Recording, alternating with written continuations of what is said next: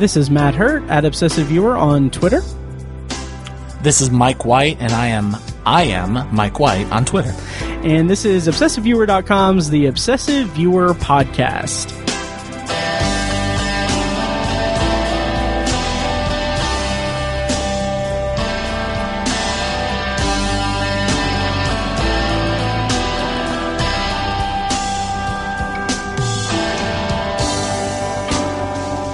Hello and welcome to The Obsessive Viewer, where a movie and TV podcast that covers a specific topic, be it genre, trope, movie, or show, each episode. You can find more of our work at ObsessiveViewer.com, more of our podcasts at ObsessiveViewer.com/podcasts. You can also like us on Facebook and join the Facebook group at Facebook.com/TheObsessiveViewer. And you can also find us on Letterboxd at Obsessive Viewer, Obsessive Tiny, and I am Mike White. And finally, you can support us on Patreon at patreon.com/obsessiveviewer at the minimum rate of $1 per month for exclusive audio content recorded specifically for Patreon supporters. And, so I'm your aforementioned host, Matt Hurt, and with me today is Mike White. Hi, I'm here. Hey, how's it going? I've been looking forward to this one. Me too. For a while. Yep.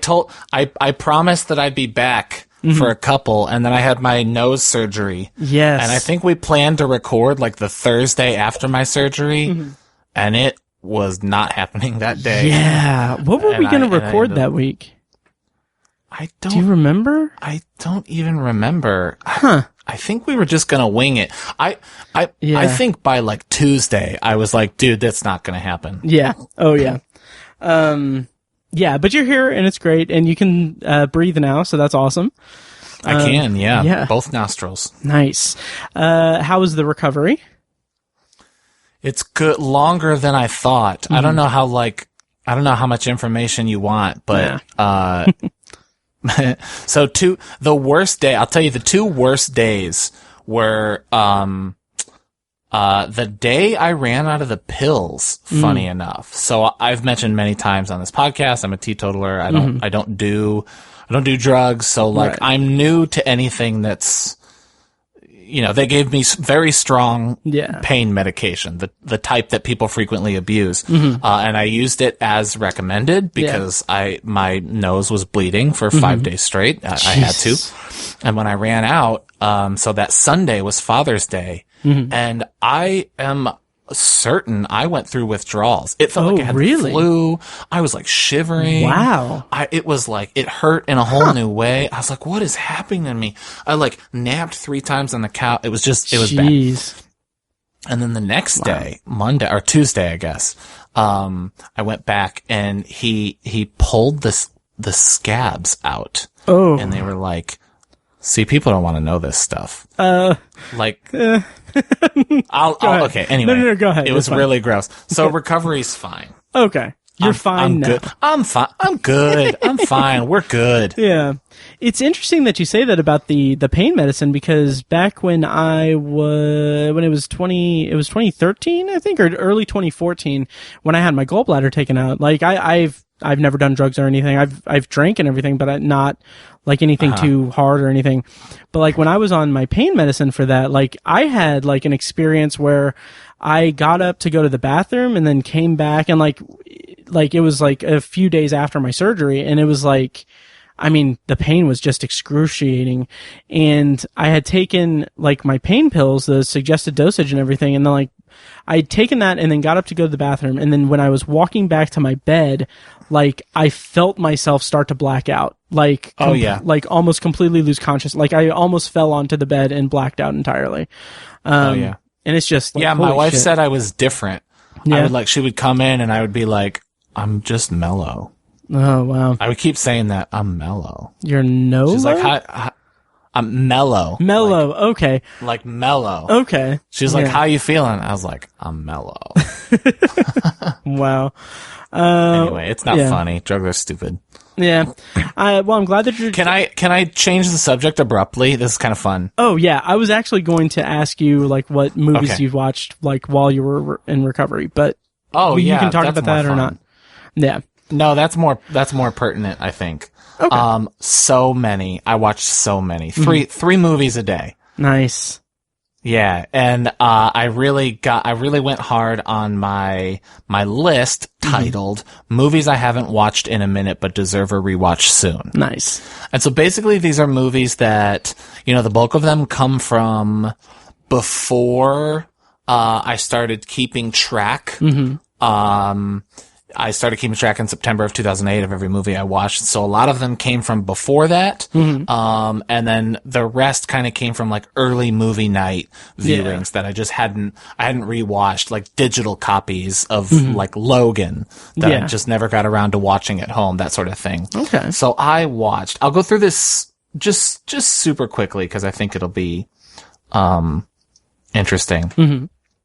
So I watched, I got home from surgery and I watched Upgrade, Hostage with Bruce Willis, Green Room, Inglourious Bastards, Drive, The Gift, the first two Austin Powers movies, Face Off, Logan, Metallica, Some Kind of Monster, Rockstar with Mark Wahlberg, Inception, Best in Show, Adjustment Bureau, The Wrestler, Misery, The Lake House, The Town, The Founder, Sunshine, Broken Arrow, Paranormal Activity 3, Lucky Number 11, Jackie Brown, Caddyshack, Death Proof for your consideration, and Red Belt. That was all in June. Oh man, that's impressive. Very impressive. That was half of June. Half of June. The Founder makes me think of one of my favorite tweets that I've ever tweeted.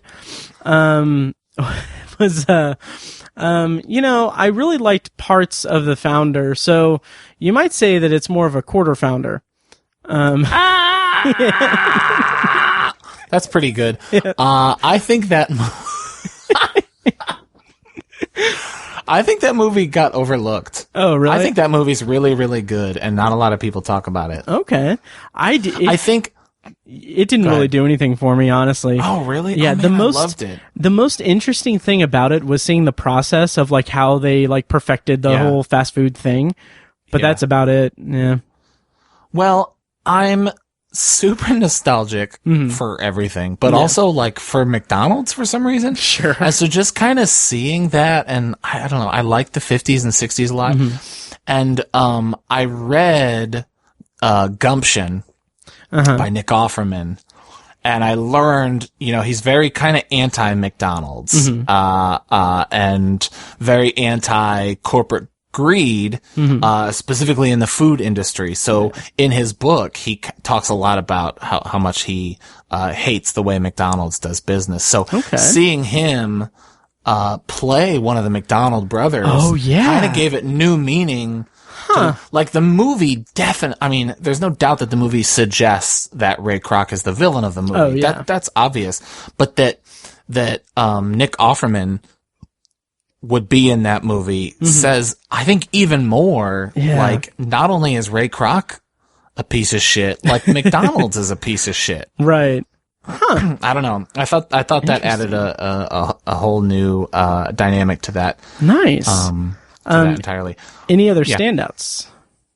Yeah. So some of the ones that really didn't hold up, surprisingly enough, are the Christopher Guest movies. The For Your Consideration, Waiting for Guffman, and Best in Show. And they just, I liked them when I was in high school. Like I watched them after Spinal Tap. Yeah. Cause I wanted to kind of get that, the Christopher Guest oof. And it just like, I was like, oh, this needs a director's touch. Like the Christopher Guest style of comedy needs Rob Reiner to make a movie like This Is Spinal Tap. Right. And the other, those performers are great. They're so funny. But just the story is so nothing. You're just more impressed by what they can do with the improv than any kind of like motion picture that you're watching. That's interesting, because I'm going to circle back to that. I'm going to talk to you a little bit about that when we review one of these movies, that we're going to review tonight. Sure. So yeah. It was just, I'll tell you, it was so fun. I might have said this on the last time I was on, but, I watched so many bad horror movies. It's so great to watch movies that I know are going to be good. Inglourious Bastards, I had only seen once. It was like a weird time in my life when that came out. I was like graduated from college, like newly single, and like, so I didn't catch it in theaters, and so I watched it on DVD. And then 10 years later, I watched it for only the second time.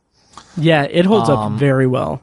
It is it is very, very good. Yeah. Better than I remember. Yep. Logan, also. Oh, yeah. Very, very, very good. Amazing. I think if the world weren't so saturated with Marvel movies, I think Logan would be appreciated more. And then finally, I just want to talk about how much I love Metallica, Some Kind of Monster. I think that movie's so great. Nice. The worst of the bunch is Rockstar, Mark Wahlberg. Yeah.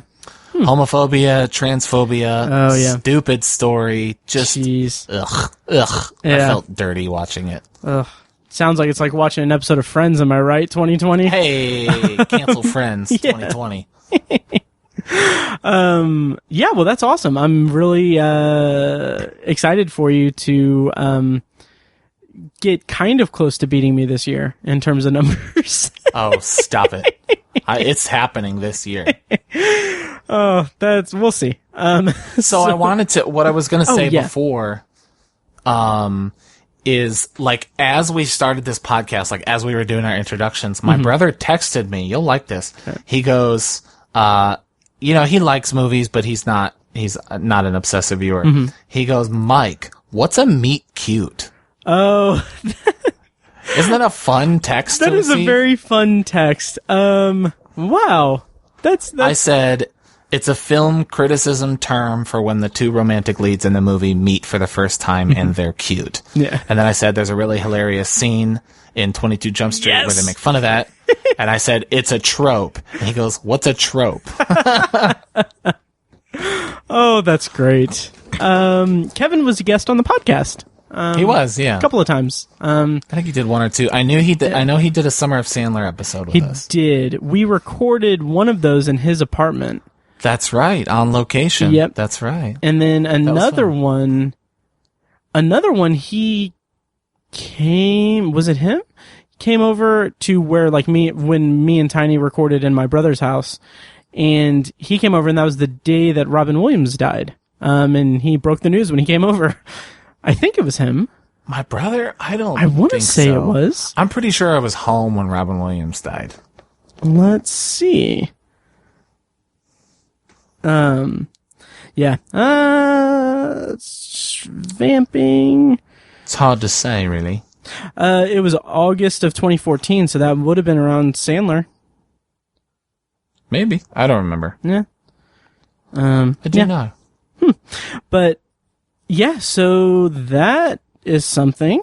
But so today on the podcast, we're going to be reviewing two new releases, which we've gotten into kind of a groove where, I don't know if it's because of COVID or if it's because of just like the world or whatever, but recently we've just been like recording like two reviews per episode, and I'm kind of liking that structure.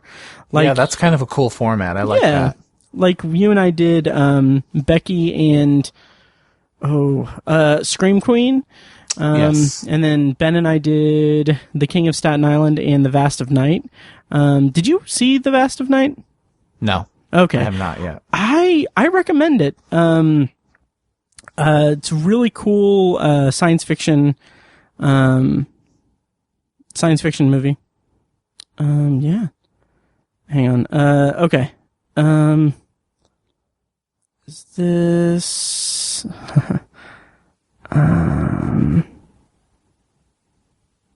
okay. Summer of Sandler 3 with Mike's brother.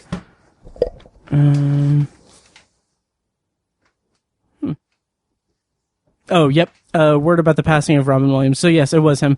Yeah, episode 68 of the podcast. Okay. But he must have been at my house. Maybe. Because the only time I ever recorded at your brother's house was with Robbie, and we did the Pixar episode. Oh, no. Yeah, okay, yes. You were at home, but he was in Indy. Oh, my brother came to visit you. Yes. Weird. Okay. Yep. Cool. Yep. So now that we've got that out of the way. Yeah, man. But yeah, we're going to be reviewing two movies today.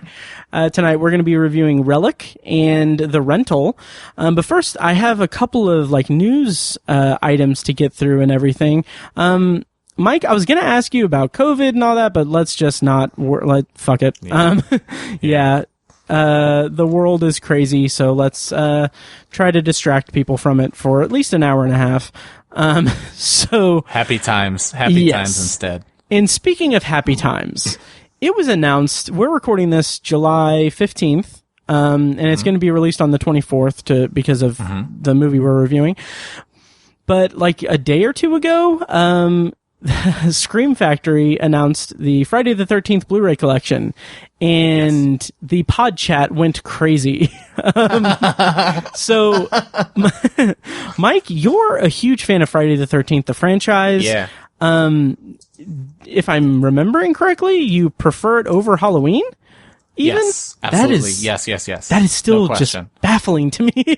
I know. Yeah, not because of quality. Do you want me to kind of hit that again? In a brief way. Yeah. So I think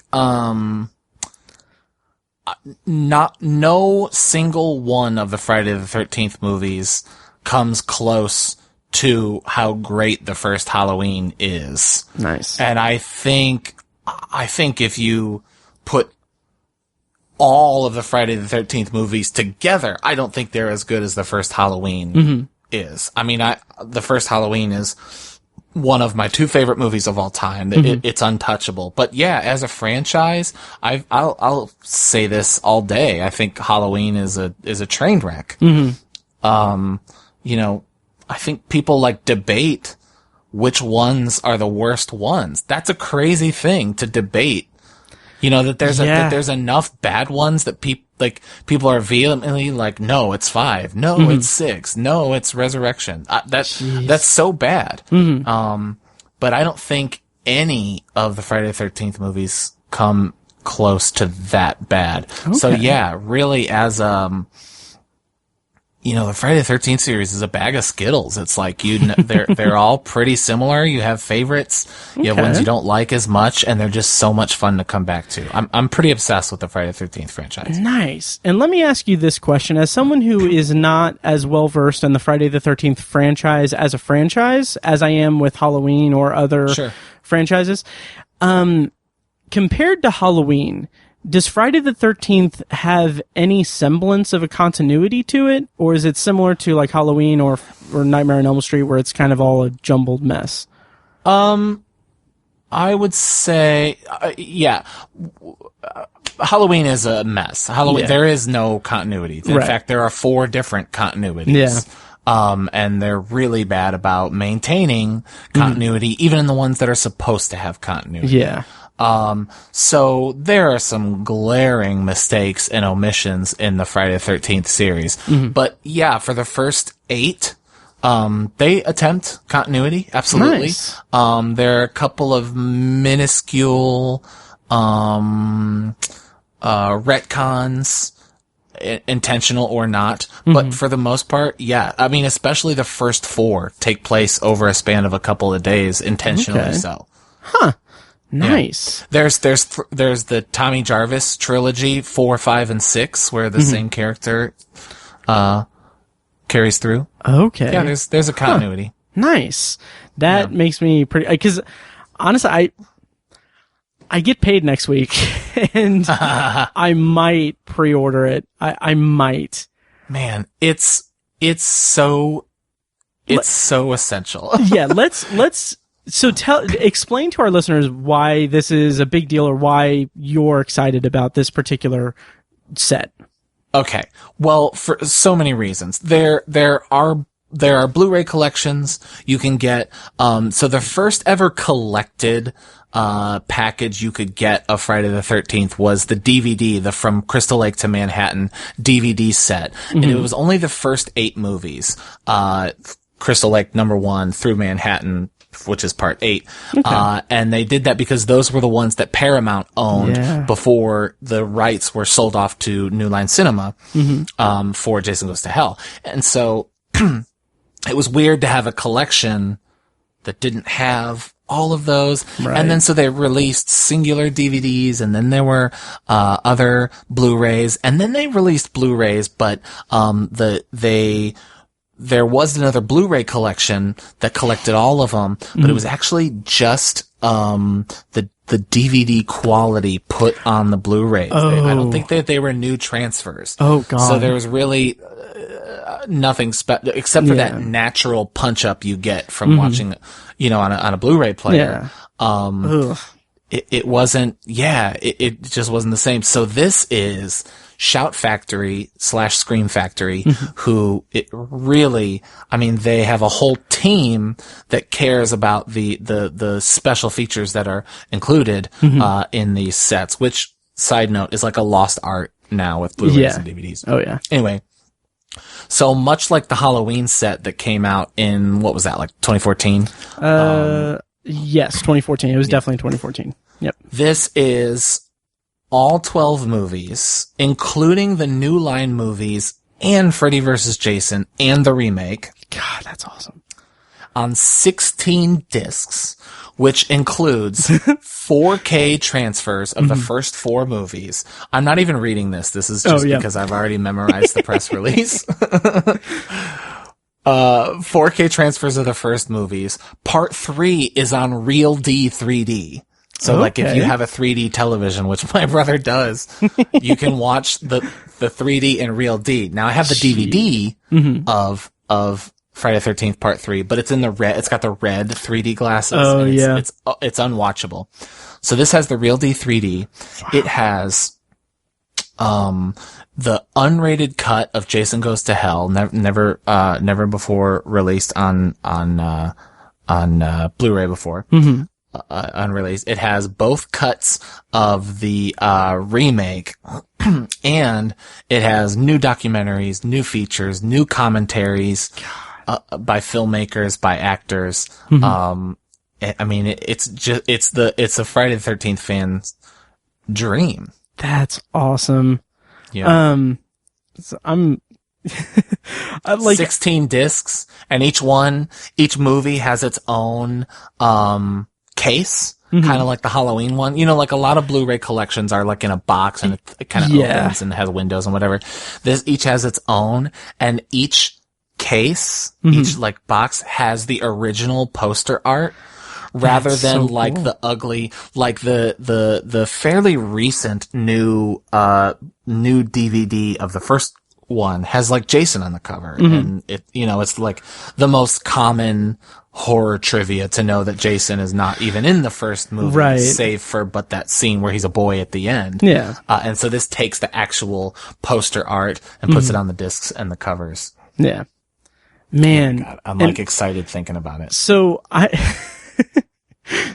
just looked up. So I think I'm going to pre-order it if I can, because I've got some bills to pay, but I think I should be able to swing it. But I was going to suggest this, but I just looked it up and it's probably not feasible. But so it comes out October 13th. And then November 13th, which is your birthday, happens to fall on Friday. The 13th. Yeah. Which I was thinking, how cool, like, I don't think we would have the time to do this in this short of a time frame, but it would be awesome to just like dig into this set between October 13th and like release like us just geeking out over it. Yeah. And release that episode on November 13th on your birthday. Yeah. Well, here's what I'm thinking. I love that, and I want to do something, and if you want to do something, I'm totally in. The only thing I'm thinking is, I already have my Shocktober planned. Oh yeah, that's right. You know what I mean? My next 30 of the top 100. So I'm actually considering, I can't believe it because I'm gonna buy this thing. I'm actually considering waiting until November to dig into this thing. Okay. And I'm considering waiting till my birthday. Would you be interested in like coming down and watching like the first 4 with me? Oh man. Oh, that would be interesting. Would that be cool? Oh, fuck yeah. Yes.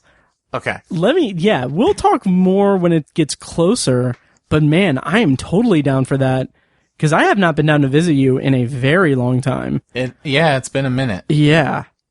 Oh, I like that. I like that a lot. Yeah. Yeah. We'll have to work out the logistics, but yeah. Either way. Maybe like we watch 1 on our own, and then we watch 2 through 6 or something like that. Yeah, you're the expert, so you can curate my viewing of it. Yeah. I mean, it's not like Star Wars or anything. You just gotta watch them all in order. There's no like best way to watch it. Right. But like, I don't know. 1 is so different. I think 2 is like is the most well made. Okay. Isn't 4 like your favorite? 4 is my favorite. Yes. Okay. And 6 is probably a close second. Okay. I'm kind of jumping the gun here on the episode, but I would go 4, 6, 2, maybe 5, 1, 3, 7, 8 of the first 8. Okay. And the New Line ones, that's a different category. Okay. Is Jason X a New Line one? It is, yep. Okay. I did not like Jason X. Yeah, it's pretty terrible. I remember the first time I saw it, I was like, oh man, it like knows that it's funny. And then I watched it again afterwards and it's like, yeah, but it's not that funny. Right. You know what I mean? Yeah. It's like, there's a line where like one of the guys, Jason like throws one of the guys on a drill. You know what I mean? And he like goes down the drill, like he screws onto the thing. Okay. And like they're like, "Hey, where's Johnson?" And the guy's like, "He's screwed." Like making a joke. Like first of all, that's a bad joke. Yeah. But like to make the joke for us, even though nobody would actually say that if a guy died. Yeah. Like nobody would say that. That's not like even a time to make a joke. Right. In a movie that's not. I don't know. It's a terrible movie. Yeah. But yeah, we'll figure it out. I'll try to make it down there and we'll figure that out, but we'll definitely have to do like an episode, even if it's months later, where we're just digging into the entire set. We'll have to do like an episode about that. Oh, totally. I can't wait. I can't wait to watch the reboot. Probably my best brush with fame was my article on the reboot that was published on Bloody Disgusting. Yes. Right. That's and awesome. like the writers of the film and Derek Mears like retweeted it and thanked me. That's so cool. Awesome. Yeah. That's awesome. That was really cool. That was nice. Cool. Speaking of Bloody Disgusting, John Squires, he's from Bloody Disgusting, right? Yeah. Okay. Yeah, editor. So to kind of switch gears a little bit, we'll talk more about Friday the 13th in the months to come. Yes. So there was a tweet that I saw. So we're recording this July 15th, and there was a tweet that said, and we're diving a little bit into COVID talk, so hopefully that's okay. But be aware. This is the tweet. Be aware that the Days of the Dead convention in Indianapolis, which is still on for this weekend, has a lot of guests canceling. The con has made no announcement about them, and they're still listed on the website. A+ operation all the way. And then to wrap it around, he's being sarcastic about that. Oh yeah, about the A+ operations. Yes. Yeah, totally. And then John Squires replied, "What? There's a horror convention happening this weekend?" And yeah, so have you kept up on this, or is this crossed your radar? I saw that tweet actually just an hour ago, 2 hours ago, when I was upstairs. Yeah. Oh, we were going to mention this. Yeah. Yeah. Yeah, I did. I had no idea. That is bonkers. Yeah. Oh, yeah. That's still happening. And like, there's conjecture that, okay, well, maybe they couldn't cancel it because the venue was going to have to charge, like they were going to have to pay a buttload to the venue for it. But also it's like, sure, I understand that, but also don't have it. Like, I don't, granted, I can't. That's bad form. Yeah. Like, even then, like, PopCon just had a virtual convention. So, like, they did all their, panels and stuff online with Zoom calls, and they did, they did a film festival thing, all virtual online. And like, just do that instead. Yeah, that is incredibly irresponsible. Yeah. Oh, 100%. Yep. That sucks, because I like Days of the Dead. I've been to a couple Days of the Dead. Yeah. And it's always really well organized and impressive, and that sucks. Yeah. I mean, and I think with my experience with just horror conventions, like I'm not as experienced as you, of course, but like, and this goes back to what we said when we were talking about Scream Queen, last time you were on, but like just the horror community is just so welcoming and accepting and friendly that it's just, this is something that I did not expect out of, that community. Not that it's indicative of the entire community, but like, totally. I would have thought that the organizers would have had more sense than that. I agree. I'm surprised. I'm surprised. And I saw a tweet that someone said that I can't remember who the guest was, but there's like a guest on the roster that's in his 90s, and it's like, and they still have him listed as being like there, and it's just like what the fuck? Yeah. Oh my god, that's awful. Yep. So I just wanted to highlight that, I guess. That sucks. Yeah. Embarrassing. Yeah, totally. Hopefully they come to their senses in the next 48 hours from this recording. So, and hopefully, people don't go, or hopefully I don't know. Hopefully it's, I know. We'll see. It's all a nightmare, hellscape. So. It is. Yep. Yeah. Should we move on to our reviews? Do you have any other topics to kick around before our reviews? No, let's get to it. I mean, I could talk about stuff all day, but I feel like we've been teasing. Yeah. Oh yeah. So, we're going to review two movies, Relic and The Rental. First up, I think we're going to review Relic. Is that cool with you? Sure. Yeah. Okay. Whatever. Cool. So, we'll go right into our review of Relic. Of course, we're going to do a non-spoiler and then a spoiler review. So, we're going to go into our non-spoiler review for Relic. Relic, is an R-rated movie.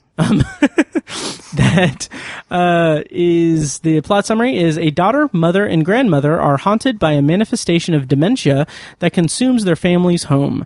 This movie stars Emily Mortimer, Robin Nevin, and Bella Heathcote, and is directed and co-written by Natalie Erica James. This is her directorial debut, and it was co-written by Christian White.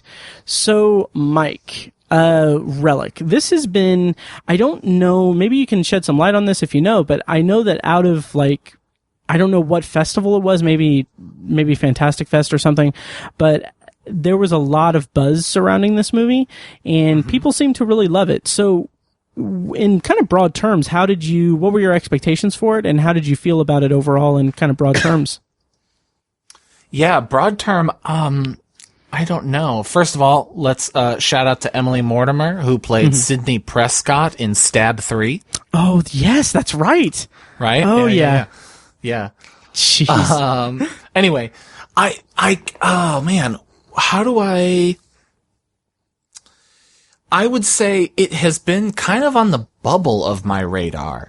I'm really struck by this no theaters situation. So I have always drawn a pretty hard line between movies that come to the theater and the movies that don't in terms of what are really the prestige things that are must see. Yeah. Now, by all means, I see the great ones on VOD later. If it's a must see, I eventually do my best to seek it out, and I'm usually pleasantly surprised by the things that are kind of on the fringes. So, but to address your question specifically, on my radar, it's just not if it's not in theaters. Okay. We do our movie nights, and then without theaters completely, I'm just not. I have heard of it. I know of Emily Mortimer. There's some really impressive, prestige horror coming out of Australia, which is kind of interesting. So I kind of was into that. But in terms of just being excited for it, I had no expectations. Okay. I will say, I think we're going to try to do our best in this, not to compare the two movies, because I don't think that really does any good. They have nothing to do with each other. Right. Except that they're both IFC movies. They're both IFC. They both primarily take place in a house. Yeah, one location. Right. Yeah, that's true. But that's so easy to do. So let's just make sure that we don't. Both directorial debuts. Yeah, right. I know. I know. Maybe we should compare. No, let's not. No.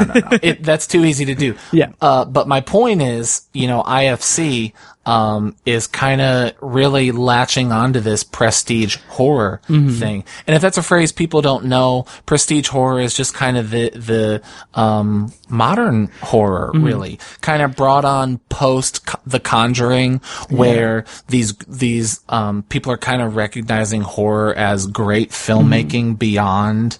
I think Hereditary is one of those prestige horror. I think one of the early prestige horror movies was The Babadook. Oh, yeah. Not a huge theatrical release, but really caught on later. Another Australian one is Goodnight Mommy. Oh, yeah.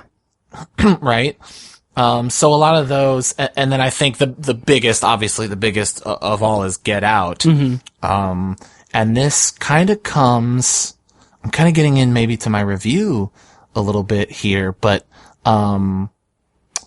is the prestige horror bubble about to pop? Ooh, well, let me answer that by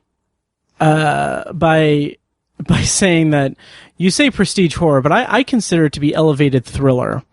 Whatever. Fuck you. Get out of here.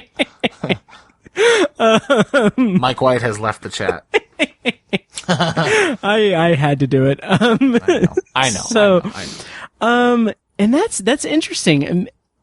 Maybe, I don't necessarily seek out as much horror as you do, obviously. And I do see a fair amount of like the prestige horror movies and like the kind of bigger named ones and everything. So, I mean, toward the end of the year, I don't know where either of these movies, to be frank, is going to land in terms of like the conversation around like the horror spotlight. To be Franco.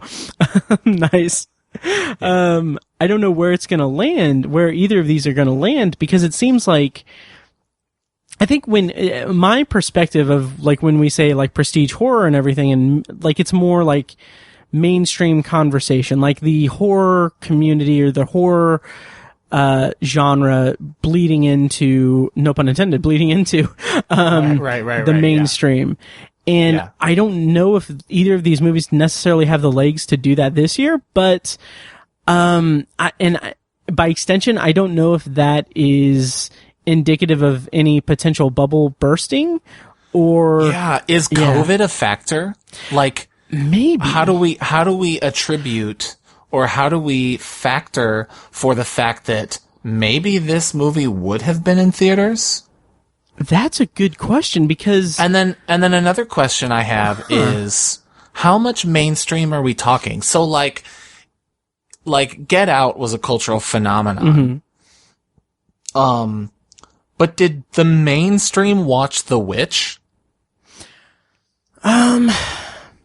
Mainstream didn't watch Babadook. Now, I'm not saying I found some gem that like normies didn't see. A shit ton of people saw Babadook. That's nobody's little secret. Right. But you know what I mean by the mainstream. I think that there is like a gradual rise in that. So like if I would theorize that you could probably chart like the cultural, like mainstream relevance of the Babadook, and like say that, okay, The Witch is probably a slight increase over the Babadook, and then like Get Out was kind of the watershed moment of that. So now like we won't get Get Out levels of just mainstream appeal of horror movies, mainstream Jordan Peele of horror movies. But no. We're bad. I know. I'm very proud of that. Get us off here. Get us off the mic. But I don't know what will come out that would reach that level. But I think we're on a decline just because Get Out was so huge. And Us kind of also had that effect, but I think that's more just, But also you have to consider like Midsommar, Hereditary, The Lighthouse was a big one too. I don't know. Maybe these just aren't movies that would have been I know. Like, where would this sit at the end of the year if you look at the ones that made it to theaters? Nothing made it to theater. Brahms and The Lodge, right? Yeah. But like, if Antlers had come out, if A Quiet Place 2 had come out,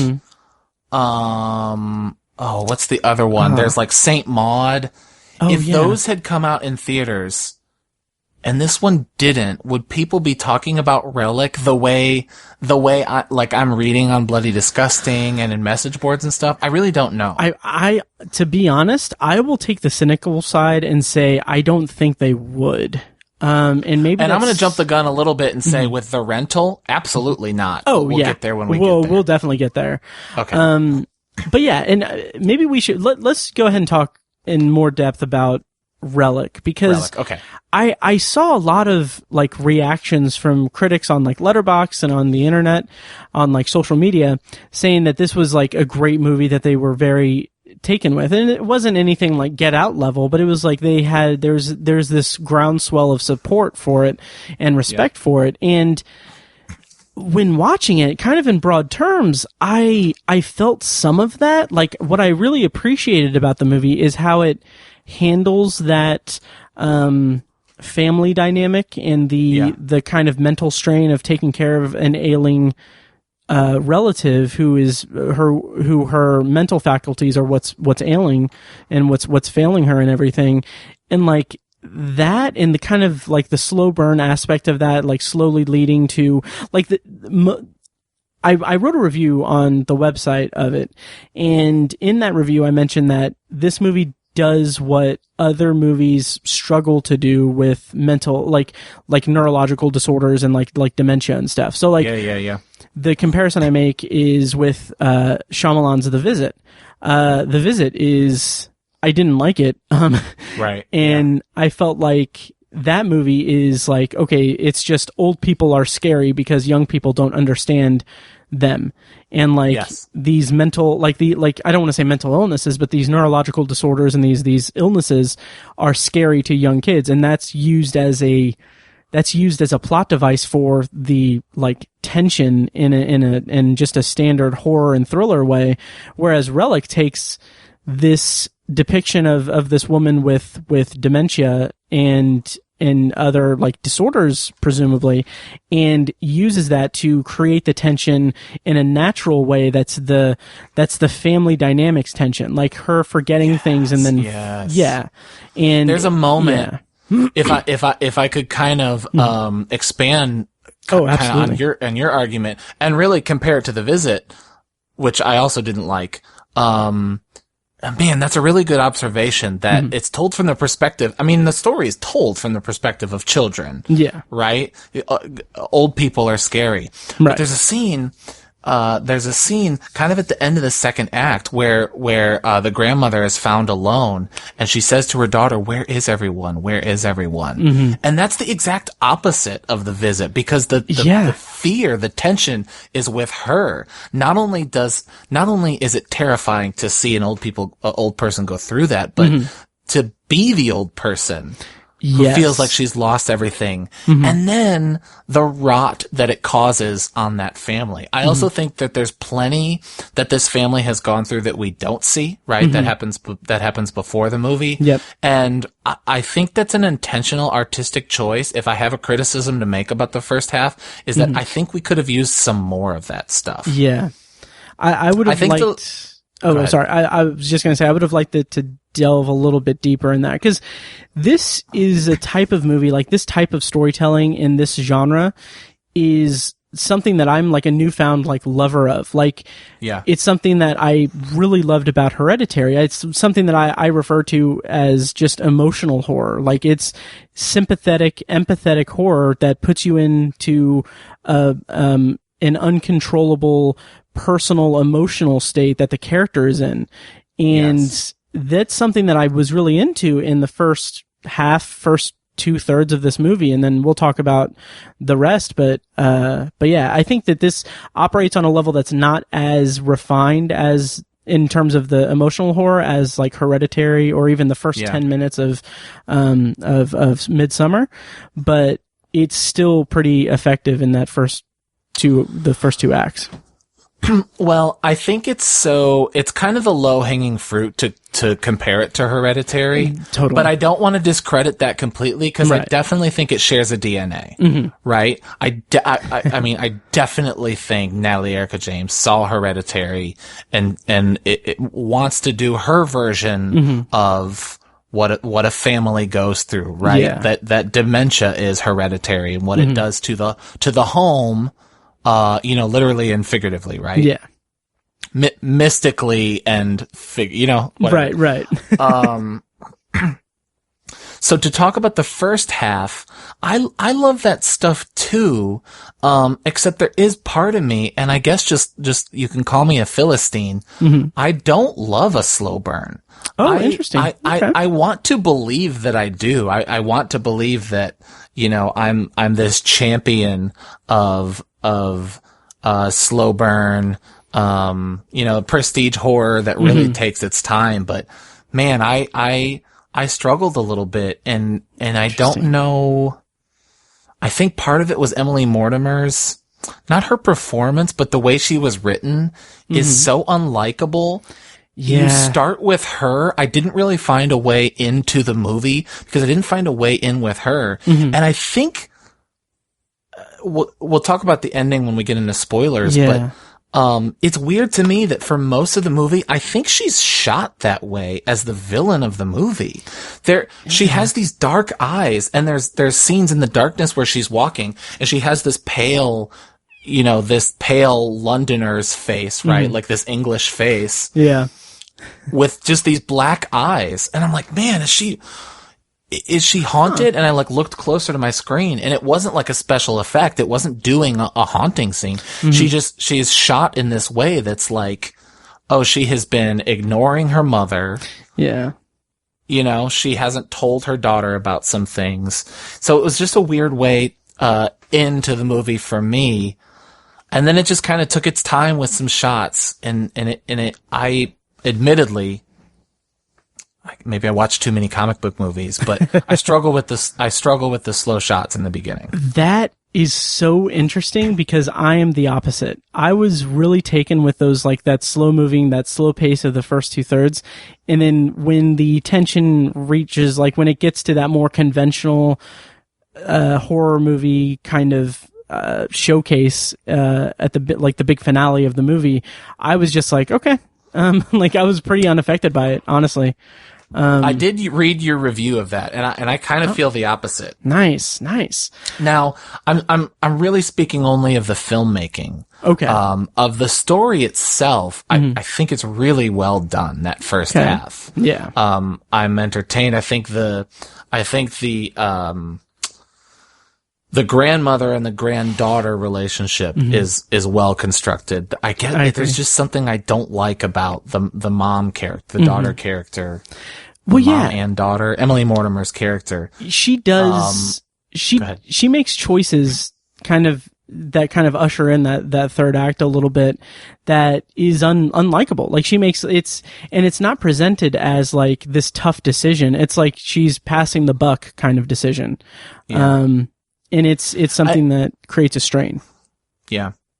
I think the movie needed that second half. I mean, it's a horror movie, so they had to do that. Yeah. But for it to feel worthwhile to me, it needs the second half, because for the first half, my note says, is dementia equals scary enough of a theme? Does this movie just have one theme? And I think by the end of it, it doesn't. I think the last 30 minutes or so offers some more things. But that first is art, slow shots, and dementia equals scary, which I just wasn't into for a little while. That's interesting. One of the things that surprises me with how kind of lukewarm I was on the movie as a whole is that the subject matter is something that is, I've said it before on the podcast, one of my deepest fears is the idea of dementia or some kind of illness in old age or whenever, that if I were to suffer from it, it's something where you lose knowledge of yourself and who, like, awareness and everything. Like, that is one of my deep-seated fears in life. And like, seeing it depicted in anything is something that I will graft onto, and I will be emotionally kind of hooked into and affected by. And I got some of that with this, but and I felt like it did a pretty solid job of that, but I think it was more about just the family dynamic that I latched onto. And I think that is both to the credit of the film for depicting the family dynamics, but also kind of, in a weird way, on the other side of the coin, a kind of an issue. Cause I mean, I'm kind of, with this subject matter, I'm kind of an easy target to really get wrapped up into it and get really involved with it. And I just, like you said, I couldn't find really that much of a road into it. So, yeah, I don't know. And then the ending just kind of, I was mixed on. Yeah. Well, let's talk about that. You want to turn the spoilers on? Yeah, let's do that. So, yeah, we're going to go ahead and go into spoilers for Relic. I'm going to play a clip from the trailer to break it up. So, if you don't want to be spoiled on Relic, but you want to hear our review of The Rental, go check out the show notes for timestamps, to skip over the spoiler section for Relic. Those, timestamps and those show notes are at obsessiveviewer.com/OV, probably 320. So here's a clip from the trailer. Do you know where you were, Mum? I suppose I went out. What's this? I was on the property when your grandfather inherited it. His mind wasn't there in the end. You can't put Gran in a home. She can't live on her own anymore. She has to be watched. Everything all right, Gran? I thought this was where it got in. Who? Whoever it was coming into the house.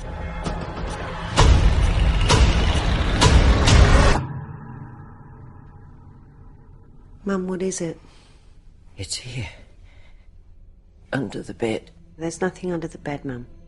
Will you check for me? All right, and spoilers on for Relic. So when the movie shifts to that kind of haunted house, like thriller, scary kind of a whole thing. Yeah. Visually, I respected the technique and everything. Like that shot where she's breaking into the hallway and she kind of like crawls at them as they're trying to get through the hole above the fireplace, I think. That was really thrilling and everything.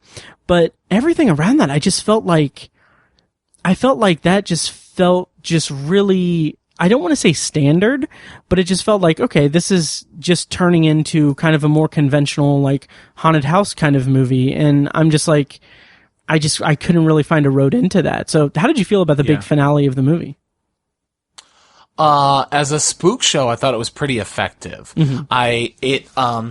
Especially when the young daughter, I should start using their names.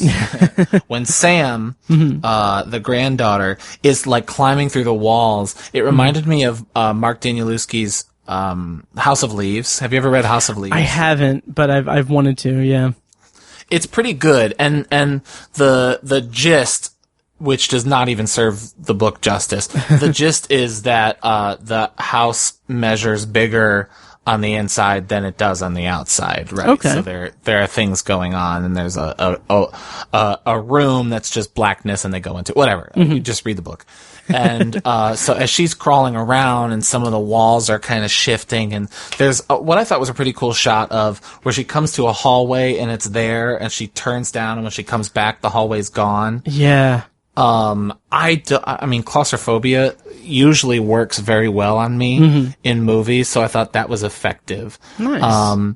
And then to juxtapose that with the grandmother, Edna, like stabbing herself in the chest. Yeah. You get those like, man, I think they need to come up with the film crit term for that, 'cause they're like, they're not gross out moments, but they're like, oh my God, what did I just see moments? Right. You know what I mean? Like just disturbing imagery. Think of, Toni Collette sawing her head off. Yes. In Hereditary. Yeah. Just those scenes that are like, oh shit. But when she's like stabbing her chest, that worked. That worked for me. So, when you go into this movie, not that I'm like arguing with your take, but like you have to take it as this director set out to make a horror movie. So it's coming. So like it is suggesting to you throughout that this mold, which man, thematically is pretty obvious. Yeah. This mold is dementia. The house, all of it is coming to rot, and this family is rot. When the horror comes to a head, I thought it was pretty effective. And for me, like I said, I'm a Philistine. The pace picked up, so I was able to kind of be, I sit up in my chair a little bit. Yeah, that's fair. And I think one of my kind of issues with, or one of my disconnects with that big kind of climactic, as you said, spook show, was that by the end of it, when we get the kind of denouement of the movie, where is just this visual, like just disturbing, just peeling of the skin, and just like this really strong, what I read of it was a metaphor of just familial obligation and just embracing. Right. Like that was my note as well. Yeah. Like embracing this connection and like not being able to escape it. Like that felt like that was so big, and that connected so much with the first 2/3 of it, that it felt like that just crazy, like, thriller horror movie chase sequence through the house just felt like it was just trying to get us to that point. Like it didn't feel like it was as effectual. It felt like it was just ineffectual to the entire movie, because it was just getting to this point where, like, I feel like you could excise that from the movie and have a completely different, like, climax and then still reach the same conclusion. That was my kind of That's issue. A really good point. And I think there's even a moment where they finally escape the Edna, the grandmother, and they're going out the front door, and she kind of like pushes Sam, Emily Mortimer's character, pushes Sam out the door. Yeah. And he's like, "Mom, come on, we gotta go."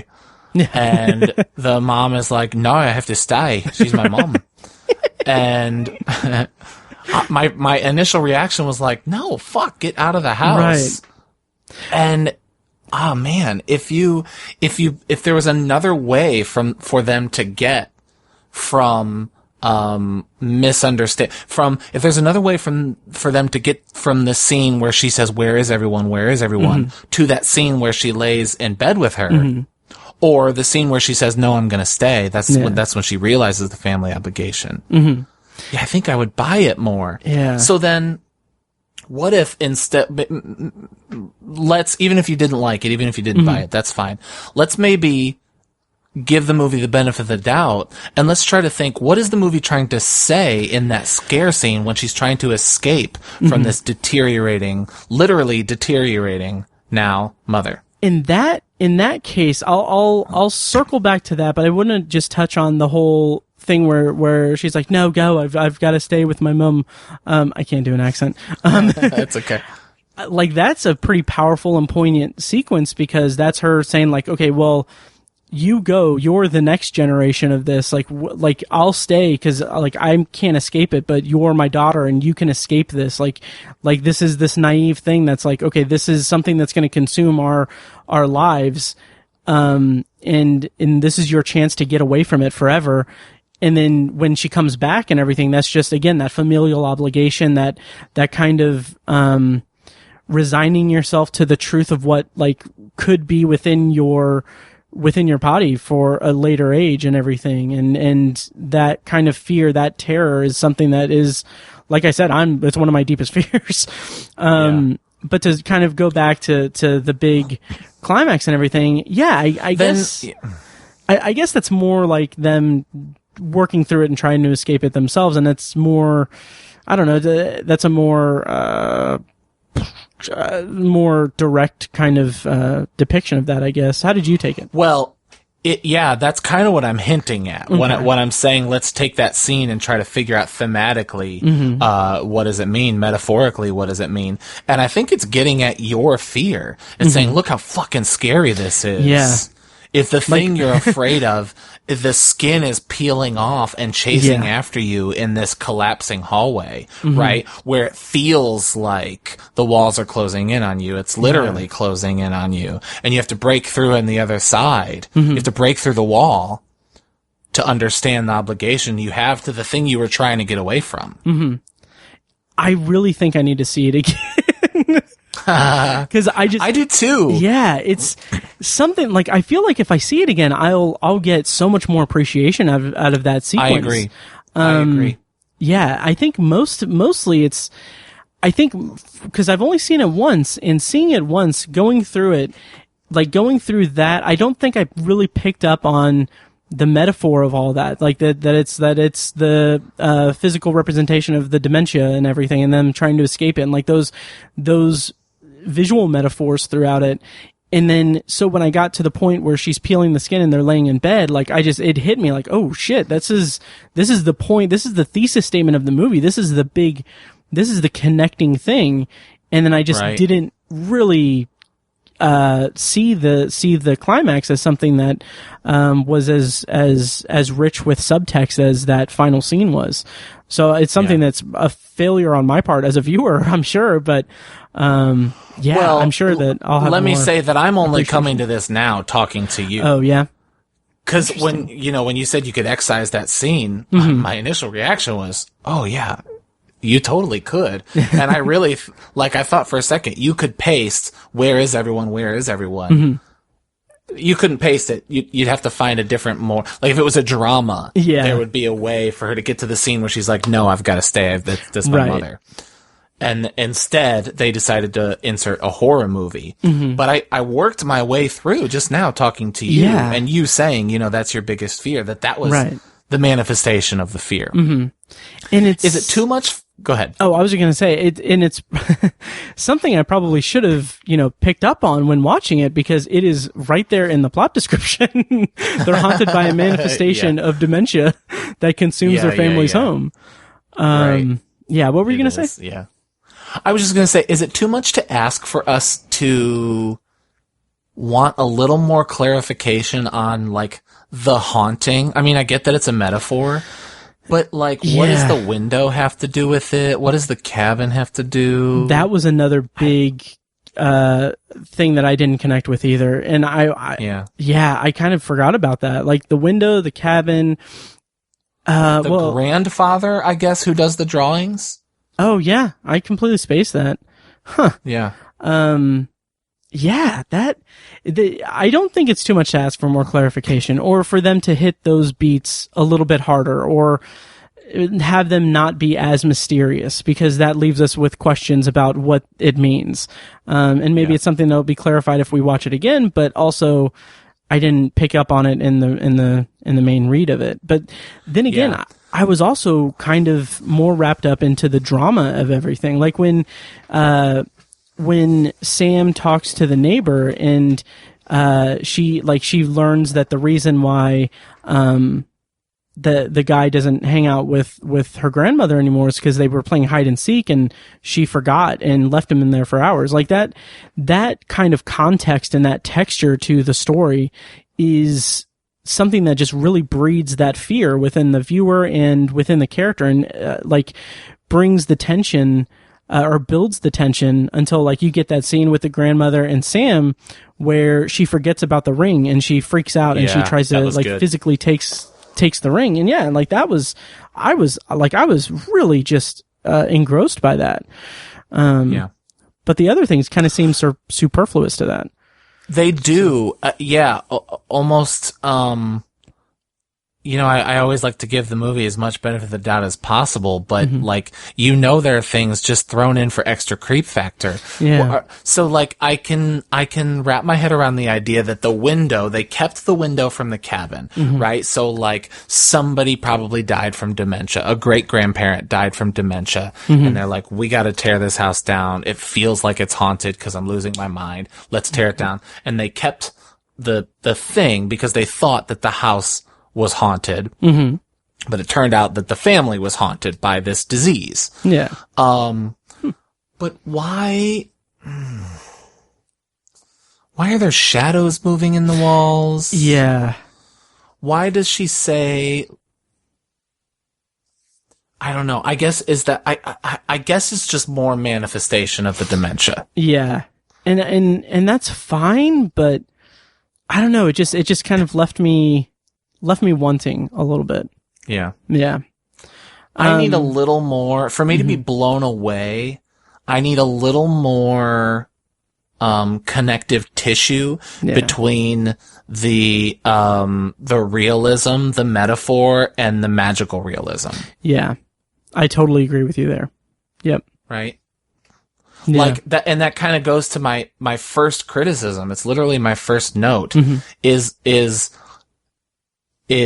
dementia equals scary enough of a theme? Like, is that that one thing enough to build a movie around? Right. You mean just? And I think I've talked to my. Yeah, I was just going to say. You mean just the metaphor, or the depiction, the metaphor? Yeah, right. Okay. Is the depiction of the metaphor enough? And I've talked myself in this. One of the reasons I love doing this with you is the way we do this. To really, I think I enjoyed it more. Yeah. But I'm with you. It's not. I'm not all the way there because it misses that connective tissue. Why the metaphor? Yeah. Yep. I totally agree. And I think that this is something that I'll come to gain a little bit more appreciation of if I revisit it, having the context of the full movie within that second viewing.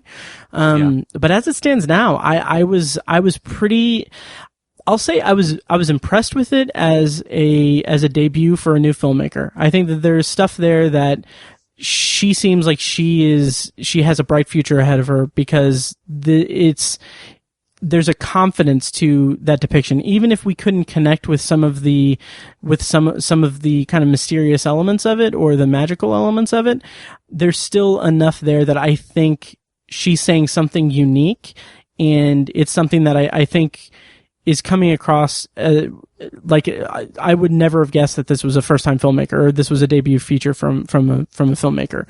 So it's something that I think that, it's a strong debut, even though I couldn't really connect with it the way that I would hope to. Yeah.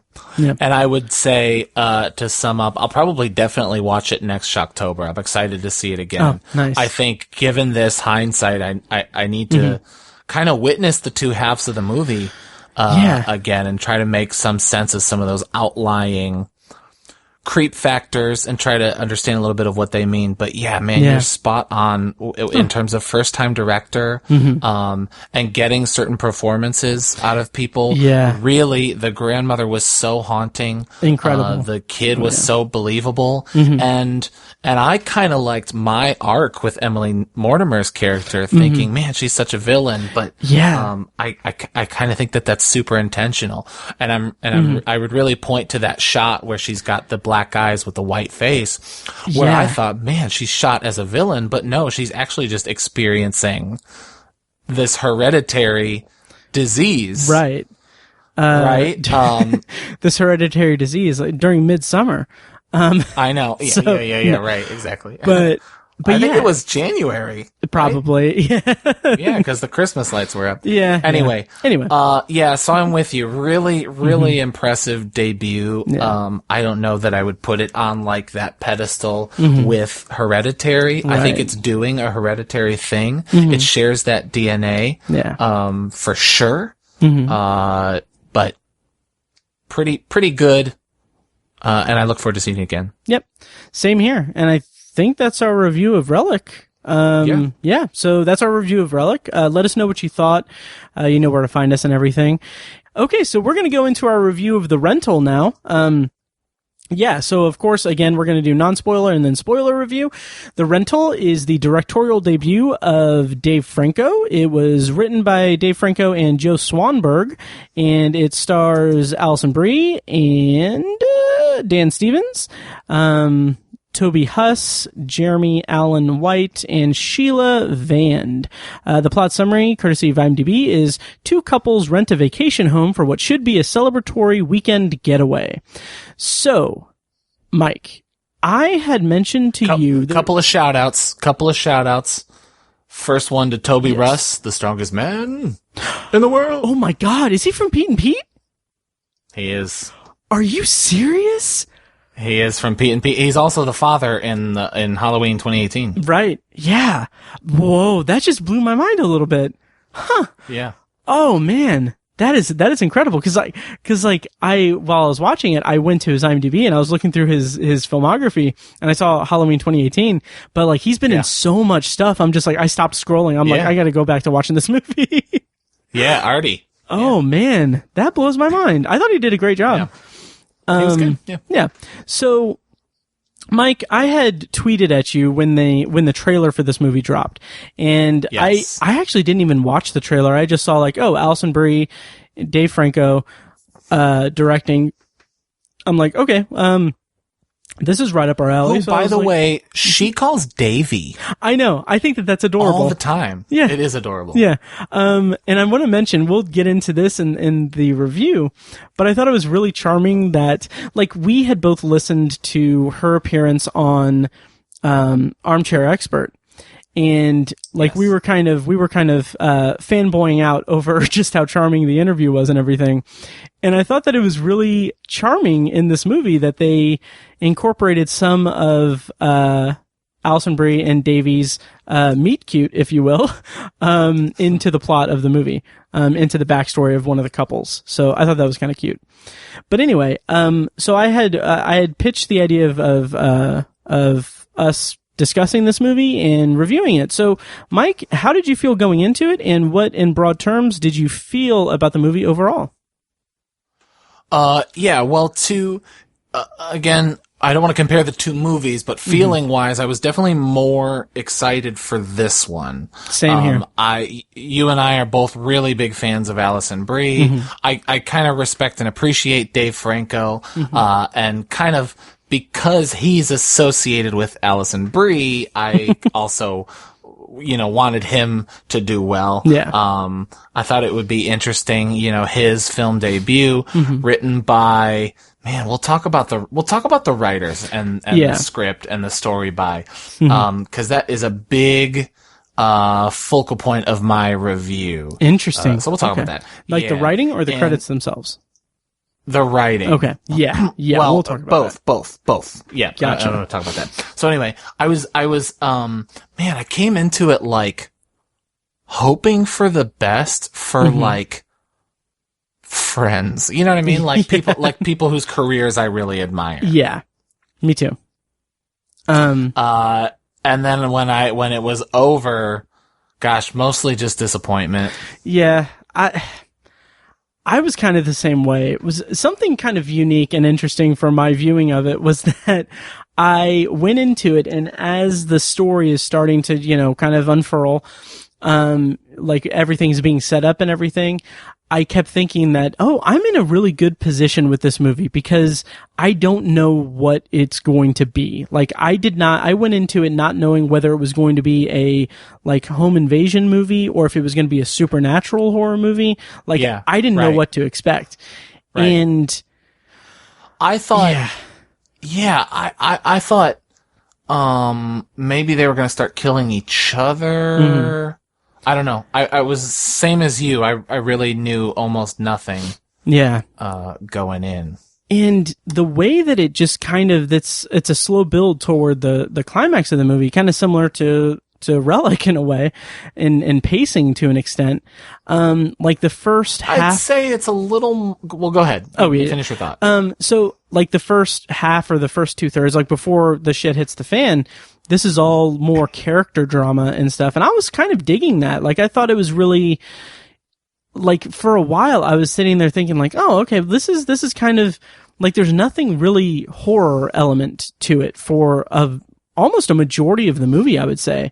And it's more just, like, kind of them inferring, like, tension between, Toby Huss's character in them in the few times that they see him, and kind of extrapolating from that. And then there's this interpersonal conflict that arises. And I thought that was particularly interesting. And that's kind of where Joe Swanberg, I think, kind of came into play in the screenplay, because it kind of felt like one of those like mumblecore, like, dramatic movies. Like it reminded me a lot of, Drinking Buddies, which I don't know. Was that a Joe Swanberg movie? Yes. Okay. And so it reminded me of that, which is a movie that I felt kind of disconnected to, but I liked that interpersonal drama. So I appreciated that about this movie, but they use it as a crutch and they use it as a contrivance for like the stuff to come later in the movie. And I was just like, this, it's where it lost me. Like, I was just like, this doesn't make I can't follow the logic of these characters and everything. So I don't know. So, yeah. Well, you kind of beat me to the punch because that's you're spot on. And I thought exactly the same thing. In fact, I didn't know. I knew it was directed by Dave Franco. I vaguely remembered that it was written by Dave Franco. And until like the movie started and the opening credits are on there, I didn't realize it was Joe Swanberg. Yeah. And I was like, oh, cool. So this will probably be, have his voice. Yeah. And if I could be really brash and get to the criticism, I don't know what connection Dave Franco and Joe Swanberg have. Yeah. I know that, Dan Stevens is in The Guest, which is a Mumblegore movie. Right. And he's kind of in there. But it felt to me like Dave Franco watched Creep and like one of the VHS segments and Innkeepers or, The Guest or something like that. And The Invitation and was like, I want to make a movie like this. Yeah. I'm going to go find the guy who makes these movies. Right. And that's purely conjecture. Yeah. I'm doing like, what if Hollywood? I really don't know how they're connected, but as far as I know, they're not. Dave Franco is not part of that Mumblegore group of filmmakers. And it feels like, there are moments where you get Dave Franco's voice in there and Alison Brie's in there for that reason. But man, it's like a pastiche of all the, like the best moments from Mumblegore movies that don't work. Yeah. It's like not as stylized as You're Next. It's not as creepy as Creep. It's not as tense or action packed as, say, The Guest. It's not as, there's no metaphor like Goodnight Mommy or anything like that. It's just, if, on this podcast where we're talking about first time directors and how we feel about it, it's, for the longest time, I didn't know Dave Franco was like our age. Oh, he might really? Be a year older than us, but he seems so much like James Franco's younger brother that he seems like a younger guy. I can see, who like sought out Joe Swanberg and tried to make that type of movie. There's the line at the beginning where they're doing the Absprolutely. Oh my God. I hated that. Which is so 10 years too late. Yeah. That was just, like. It was one thing for them to do the bro lines, but when Alison Brie like tried hers and it was like Absprolutely and they were like, oh, you doing your, I'm like, oh shit. Yeah. This is Dave Franco's shot. Yeah. At doing Mumblecore. Yeah, and that really just didn't sit well with me. Like, it felt like that was one of those things that, like, they needed a script instead of, like, presumably, I don't know if that was, like, just something that they riffed or anything because of the whole Mumblecore nature of it, or if that's something that survived drafts of a script because it's not good. There's a when he, like, tricks Mina. Like they're looking at the telescope, and she tricks him, and then he does the same joke, and then he's like, "You can't outplay the player." Yeah, like, man, what did this sit on a shelf for 10 years or something? This is like that scene. Now that you're saying it, that reminded me. That's like the movie's answer to like the reply guy phenomenon on Twitter. Yes.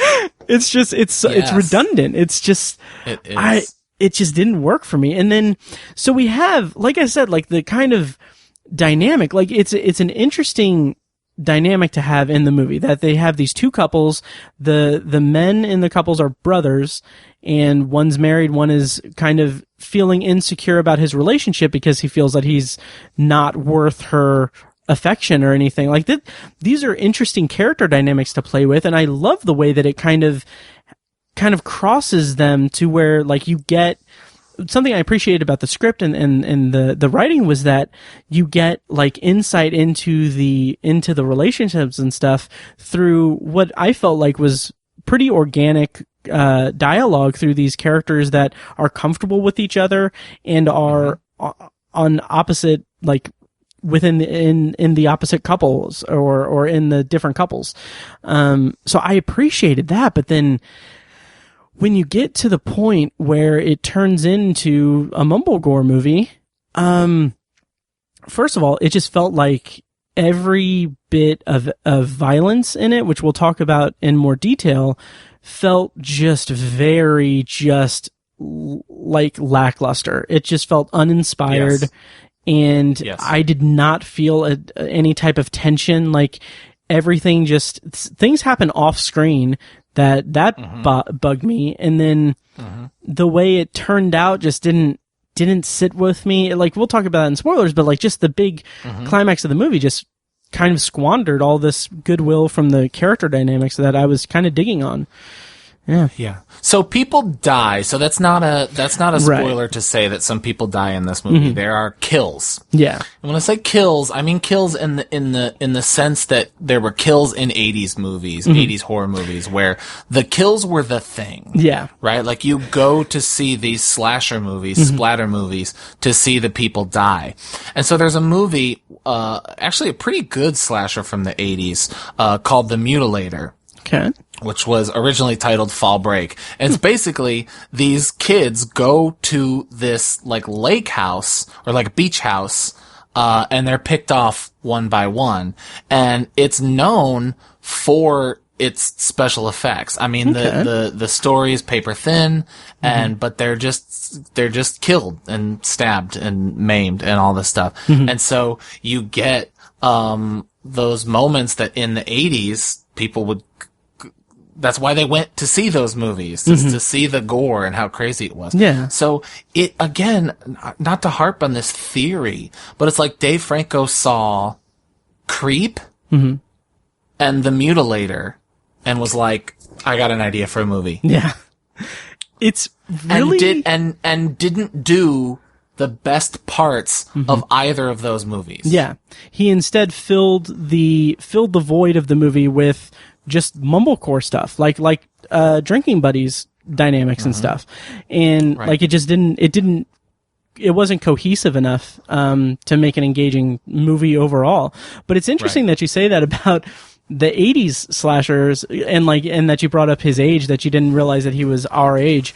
Like, when the movie hits its kind of horror aspects late in the film, I kept thinking, like, oh yeah, wow, that's interesting. Like, I thought, that's right, Dave Franco is our age, and he likely came of age as a horror movie fan, watching like 90s slashers that like Scream was with, because like those like scares that like they weren't. It's not even that they were telegraphed too much. It's just that they were too brief, too quick, and cut away way too fast to, like, there's some pretty intense, there's like maybe one or two pretty intense, like violence, like, that's on camera. But for the most part, it's like, okay, these characters that we've been following this whole time are in mortal danger, but let's cut away to these other characters that are having an argument, or they're trying to uncover something.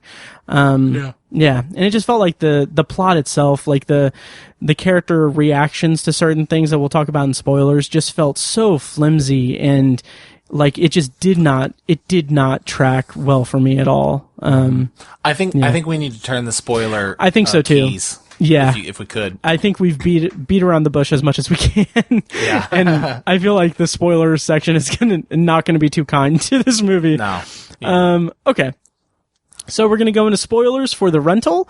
I'm going to go ahead and play a clip from the trailer. If you want to skip that, I don't know if we'll do potpourri or not, but check the show notes for the timestamps and everything. But we're going to go into spoilers after this clip from the trailer of The Rental. This will be over soon, I promise. This will never be over. Look, this is not okay, Charlie, all right? Stop being so calm. Everything is fine.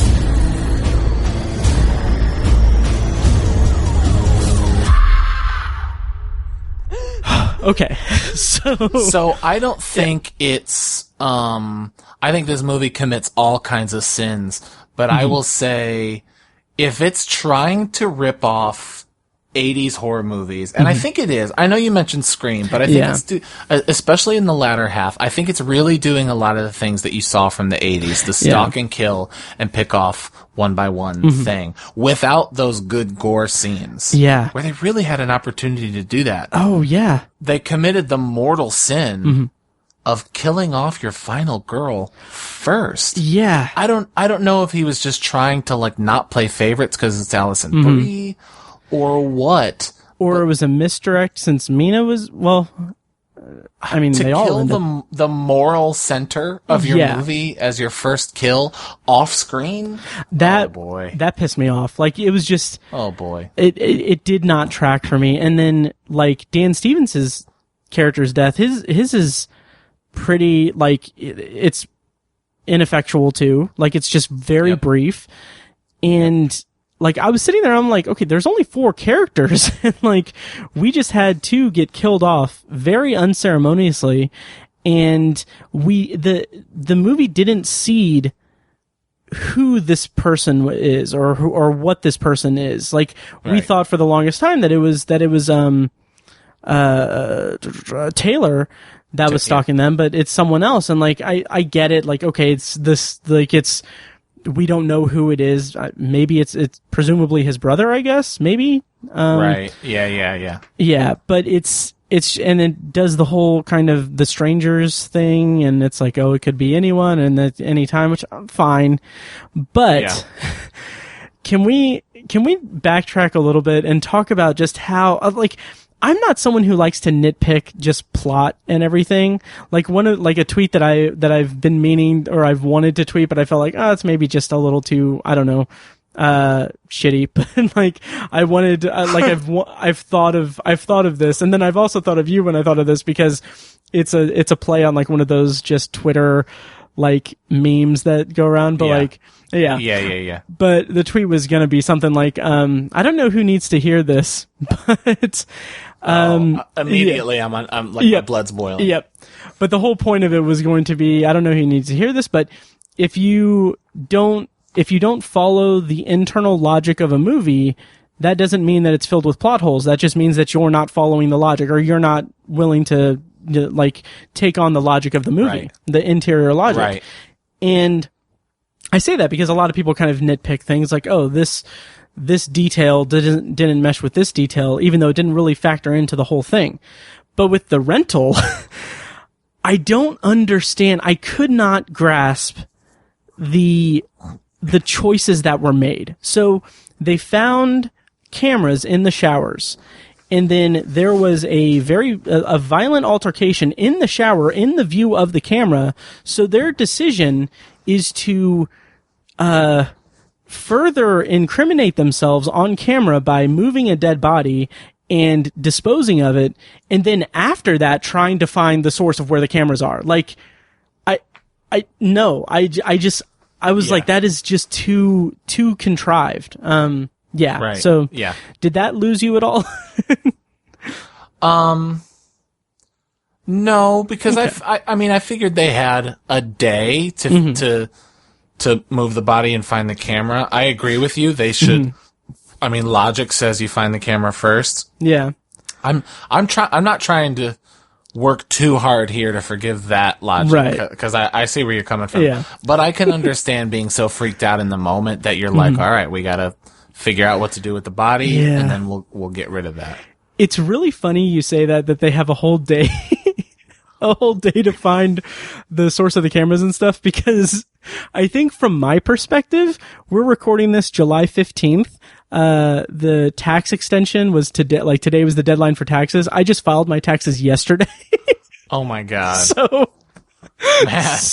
I think that may be part of why I just couldn't connect to that, because I'm just like, they're not going to find him. But also, in a less jokey way, like, they've already seen this door that has an electronic lock that has a keypad that it's very unlikely that they'll figure out the code. Like, clearly that's the best case for where the source of, like, everything is. Yeah, I see what you mean. Yeah. Like, I don't know. It just felt really, really kind of silly. Yeah. So in spoilers. I think by then I was already not on the side of the movie. Okay. There's something about when, how do I put this? This is a fresh idea, so forgive my mumbling. I forgive it to the core. It's mumble. Well, yeah. When you see an actress like Alison Brie, who has been on arguably some of the biggest show. I mean, she was on Mad Men, which was the biggest show of its time, and then on Glow, which is another huge show. I mean, she's huge. She's an A-lister. Yeah. Right now, A minus lister. And then Dave Franco, you expect a little more technique. You expect a little more flair. Yeah. Or, you know, with a movie like IFC and Joe Swanberg, you expect with a little more style. Yeah. By the time that he was dead, or that they punched him out, I was already like, man, this feels so poorly made. Yeah. Like a bad slasher from the 80s. And I don't think it's an homage. I just think they're trying to add another, what's the word I'm looking for? They're trying to add their contribution to 80s slasher movies 35 years too late. Yeah. I can definitely, like, I'm not as well versed in 80s horror as you are, obviously, but I can definitely see that. And to your point about the style and the lack of style in the movie, something early on that I kind of clocked as something that was just, it just felt off, like not in a good way. It was like when they're driving to the house, and it's this weird thing where it's edited in a way that it shows the car driving from behind, like standard, like, you know, we're seeing them drive to the house, but then the frame is like they superimpose or whatever on the frame, like them traveling, but from like the camera moving from left to right. So it's like it's added on to the frame, and it's like it's disorienting because we see the car going like forward, and then we see the camera moving left to right, and like it's just, oh, I see, yeah, and it feels like it felt like it was supposed to be like, oh, this disorienting kind of almost Kubrickian kind of thing, but it just felt so just lifeless and like very just generic. Like, okay, we're just gonna just tack this on to this frame, so it's gonna seem all wacky and stuff, and then maybe they didn't see it in the edit bay when it was done, because it just felt really weird. Just generic and underwritten. I almost made a comparison to Relic, but I won't. I'll stop. Just wasted frames, wasted scenes. That to me is what smacks of 80s slasher. Okay. Like, they gotta hit 89 minutes for this to be feature length. Yeah. So we gotta add a scene where they go hiking. Oh, yeah. Just for contrived dialogue. They need to get it. Like, you know, she's going on this big hiking trip. You got your water bottle. That's how excited she is. That's just so they could get that scene. The hiking had no thematic value to the movie whatsoever, but to get them out of the house, and then to tell that story, and for them in the house to find the cameras, right? And like, we'll talk about that in a second. Why would she take another shower? She took a shower before bed, and then another shower, like When she woke up? You mean Mina? That's a lot of showers. Or Mina? Mina? Yeah. Well, I mean, when she took a shower before she went to bed, I mean, she did other stuff in the shower. That's so true. She maybe got a little messy. Yeah. Yeah, you're right. But to backtrack a little bit, the hike thing, like, that even felt like a certain lack of payoff, because they made this not necessarily a big deal about it, but they're like, oh yeah, it's a 2-hour hike, and then we're going to see this beautiful waterfall, and it's like, and then like the scene where they're hiking is just like they're talking in a just generic trail. They shot that in a backyard. Yeah. That was just not interesting. No.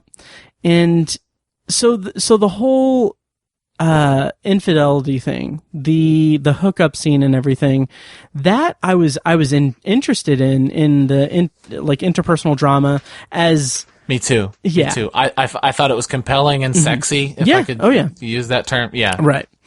Also, it did feel kind of like, I mean, maybe it's a credit to the story. Like, maybe this is nitpicking because it's probably more in line with it being well done.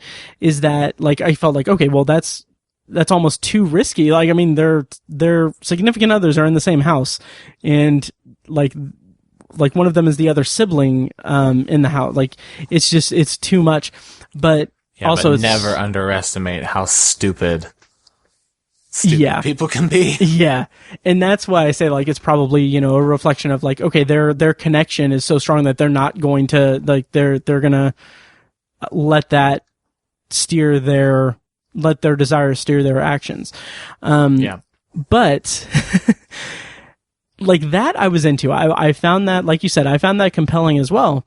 But the fact that they use that as a reason not to call the police when they find the cameras, like, that just felt so contrived. Like, they were like, okay, well, they're gonna find out the truth of what happened and everything. It's like, okay, you call, you report it. Like, what is, like, okay, is he going to, I don't know. I don't know. It just felt really just flimsy. Like, there's so many variables to that it's like, agree.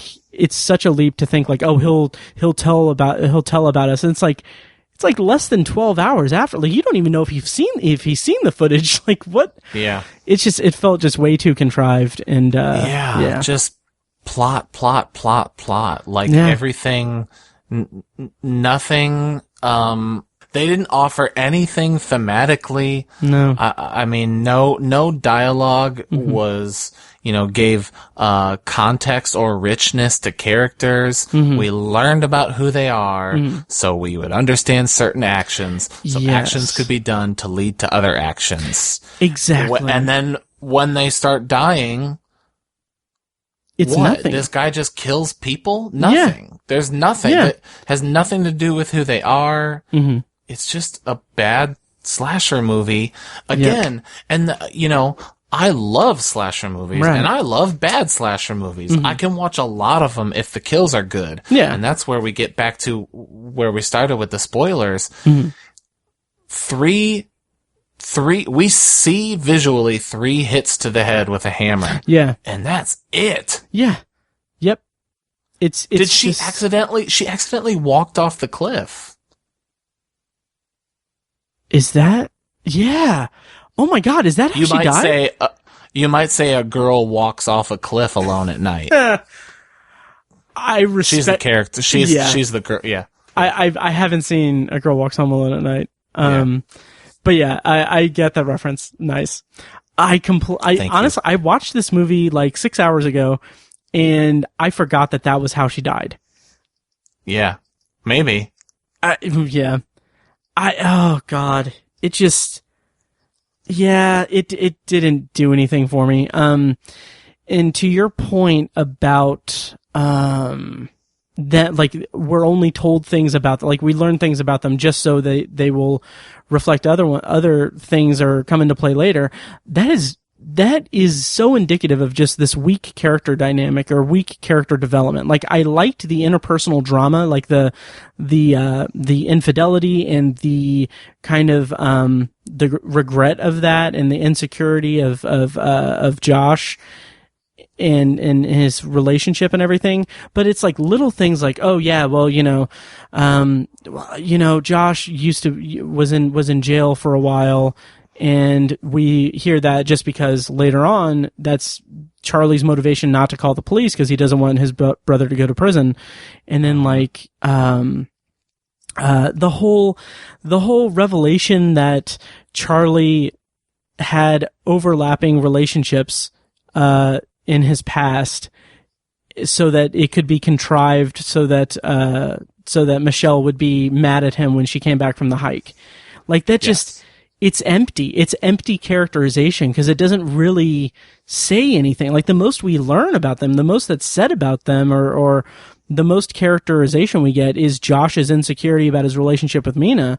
And I liked that, but when you have 4 characters and just weak descriptions of their interactions and stuff, like you kind of lean on the drama of what they're doing, but it's also just, it just didn't work for me in the grand scheme of things. It doesn't work because, like I said, and like we've both said, because it's all in service of this plot that goes nowhere. Yeah. Where the plot ends 45 minutes into the movie. Yeah. 50 minutes into the movie to introduce this slasher movie. You can't have your cake and eat it too. He wants to make this mumble gore movie.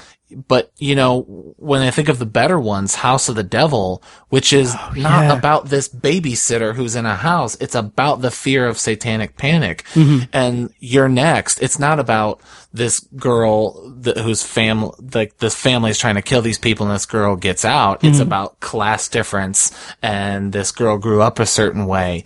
And The Guest is about tension, and Creep is about trust. And this movie is about nothing. Right. It's that it wants to be this, when I think of the mumblecore movies, by the way, those two distinctions, mumblecore and mumblegore, we've been throwing them around, but they're such a dorky, they're so dorky. I agree. Yeah. But anyway, when I think of, the talky mumblecore movies, Jeff Who Lives at Home, Celeste and Jesse Forever, Drinking Buddies, something Christmas. Happy Christmas, I think. Happy Christmas. Yeah. Those, I don't love those movies. Yeah. But they're all like intentionally like slice of life dramas. And that's one of the reasons why I don't like them. I guess it's like, they're just like, this is what it's like to be late 20s, early 30s. Yeah. Here's a movie about it. You can't do that. You can't do that for an hour and then start killing them off for no reason. Right. That's why Dave Franco, I mean, I don't know how much Joe Swanberg had to do with this, but Dave Franco does not it's like he wanted to make, I'm just throwing the terms around. He wanted to make a mumblecore movie and a mumblegore movie. Absolutely. Absolutely. And like he dresses it up, like the mumblegore aspect of it, he dresses it up as like a kind of, I mean, it's very much just a riff on like The Strangers, like what happened in The Strangers. And the reason that The Strangers worked so well was because we had that tension between Scott Speedman and Liv Tyler. Like we had a compelling, dramatic relationship story at the heart there. And the stuff we get in this movie, while I was into it when it reached like a dramatic moment with Mina and Charlie, it still also just felt too surface level, too empty and placeholder to an extent. And it didn't work for me. And then couple that with just an equally uninspired contrivance for horror and everything, and this reliance on the mystery of the ambiguity of the guy. Like, it didn't work for me at all. It just felt, like while we were talking, I just lowered my rating on Letterboxd, half star. I know. I was thinking of like, I didn't rate mine yet, but I was thinking of what mine would be. Yeah. And I kind of like, I think I think I added a half star at least to Relic in talking about it with you. Yep. I think I'm going to take a full star off I this. might end up doing that too. I know. Part of me because in context with the volume of horror movies I watched, right. anything that's like filmed well and acted well, it just immediately feels better than some movies that aren't. Yeah. But man, when it's this hollow, like at the end of the movie, when he's like, the killer is like twisting the smoke alarm back on and doing the different things. I'm like, I fucking get it. I get it. He's in it. You know what I mean? Like he gets the camera out of the pot. And I'm like, yes, okay.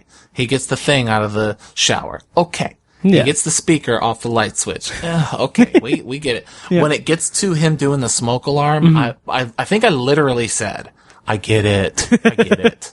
Nice. Right? And then there's another 8 minutes of him doing it. And you're like, I get it. I get what the movie said already. Yep. You don't need to show me that any rental place you go to might have, I get that. We get that. I'll say this, that I thought was like that. The credit scene where we just see just innocuous footage of people in rental properties just, having like just doing their thing. I was like, okay, I get like you said, I get it. It's very surface level. It's very just straightforward, but I'm like, okay, that's a compelling thing to leave us on. 'Cause it's like, yeah, okay, you don't know anything about the places that you're staying. Like, sure. Okay. I get it. But just, I wish that the other 87 minutes preceding it was like as interesting as that, I guess. Which is kind of a really shitty thing to say about a movie. Like, I wish that the footage of people just enjoying their lives in a rental property in an Airbnb thing was like compelling as I wish that the rest of the movie was. Don't you think that that's kind of like what we're trying to say, or about our conjecture about him wanting to make a certain kind of movie? Yeah. Like, he's showing these people at the end of the movie having this slice of life, but there's always somebody watching. Right. And he tried to make a slice of life movie, but it just didn't work. It didn't blend. It really didn't. Yeah. It's a shame. Like, I like Dave Franco as like just his what I know of him and everything, but this just didn't work for me. Can I tell you something that's very embarrassing about something that I thought was going to play out in the movie because I saw the cast on IMDb? Sure. Okay. So the guy who plays the killer is Anthony Molinari, and he's credited on IMDb as Old Charlie, and Dan Stevens' character is named Charlie. And I saw that too. Yeah, for the longest time, I was trying to push that out of my mind because I thought like, oh, we're gonna get like, like I was like, oh, we're gonna get like a flash forward scene with Charlie like thinking back, and then I started thinking like, wait, is this like a secret time travel movie where he's killing his friends? Yeah, and then obviously none of that paid off at all. Me too. I thought that till the end. Nice. I'm glad that I wasn't crazy.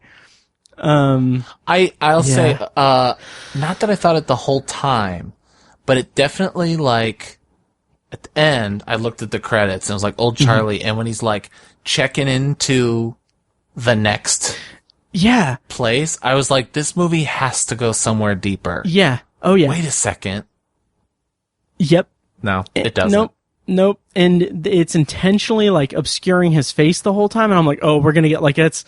And like I was preparing myself to be like I was going to like I was thinking in my head of a future conversation with you where I would be like, what the fuck did that mean? Like, why was Dan Stevens that? And like it just like it didn't get to that, which I don't know. No, but, it's not that. Yeah. But I think that it probably speaks to the energy of the movie itself and our feelings about the movie itself that we went to that extreme in our guessing, because there's really nothing else to the movie. Yeah. Hoping for something that would recontextualize the rest of the movie to make up for just a bland 82 minutes of a movie. Yeah, kind of like I did, we both did with Relic. I wish I could give some kind of final statement on this movie, but I my expectations were middling. I mean, a couple of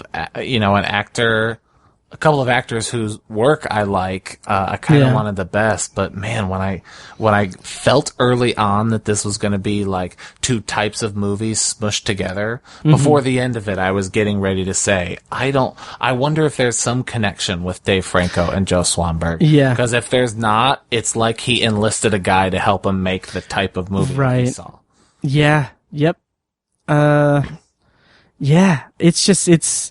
It's an empty kind of hollow movie to me, and it didn't connect with me, except for the dramatic stuff. But even that was surface level, kind of latching on to a dramatic plotline.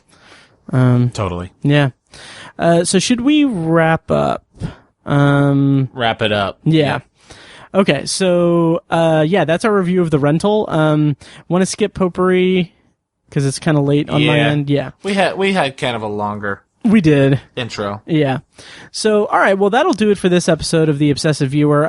Check out, Relic and The Rental and let us know what you thought. And, I have a review of Relic on Obsessive Viewer. I'll put a link in the show notes. I should also have a review of The Rental up. By the time this airs, I'll put a link there too. So that'll do it for this episode. Mike, do you want to tell the audience, where they can find you and, plug your music and everything? Sure. Yeah. Nothing new. Still at I Am Mike White, still plugging away at music. Probably the most active thing right now is my YouTube channel. If you search youtube.com, anything As Good As It Gets is the name of my band. All our music is everywhere you listen to music. Nice. With COVID, we haven't really been able to play out much, and we live in separate places, so we have kind of been quarantining from each other, and we're in the middle of working on a record, but have not been able to finish it because we don't feel safe being in the same room. Yeah. Well, that's the smart way to play it, so... Yeah. Well, I'm looking forward to whenever that comes out and everything. And it's always a pleasure to chat with you, buddy. And yeah, I can't wait to get my hands on the Friday the 13th set and geek out with you about it. Yeah, baby. Can't wait. Yeah.